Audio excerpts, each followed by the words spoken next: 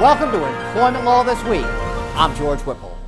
General Counsel Peter Robb has issued a memo to NLRB regional directors that offers guidance on applying the board's Boeing decision when considering the legality of rules. Certain policies, including those on civility, will be considered presumptively lawful and enforceable. Others, such as rules banning discussions of compensation, will be treated as unlawful. Robb instructs the regional offices to refer cases where there is uncertainty to the board's Division of Advice for direction. Genevieve Murphy-Bradacs has more. The General Counsel memo that was issued at the beginning of June provides a very specific guidance regarding the placement of work rules into each of the three categories. The memo summarizes each of the three categories of rules and then goes on to provide examples of the rules falling into each category and offers a brief analysis of the balancing test applied to each example. What is also significant about the memo is it serves as a reminder as to what has not changed since the Boeing decision.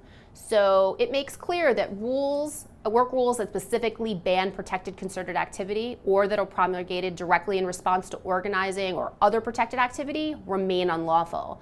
And it also makes clear that while the maintenance of a particular rule might be lawful, the application of such rules to employees who have engaged in protected activity may violate the act depending on the particular circumstances. Joint employer rulemaking coming soon. NLRB Chairman John Ring has indicated that the board majority favors issuing a rule on joint employer liability.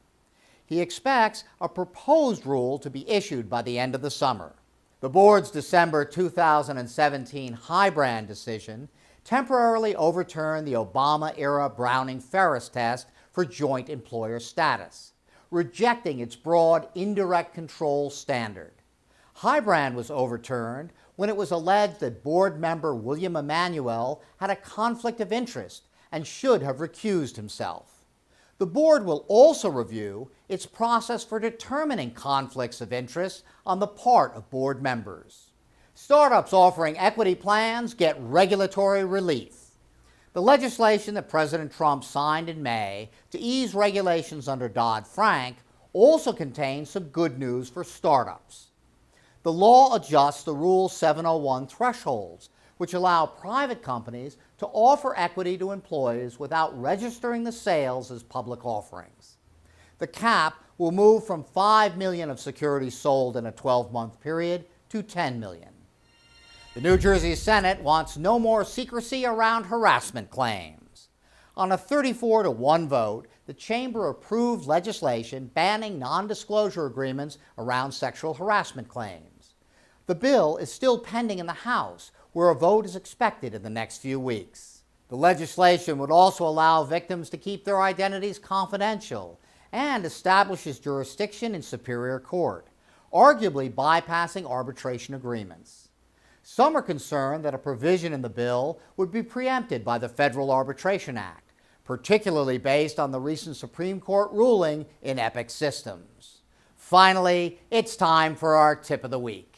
James Gelfand, Senior VP of Health Policy for ERIC, is here with some advice on top considerations and improvements for the HSA benefit. As the healthcare system continues to move toward value-based payment models that are focused on patient engagement, better health outcomes, and improving the quality of care, more and more employers are supplementing their benefit offerings or even fully replacing traditional health coverage with HSA plans.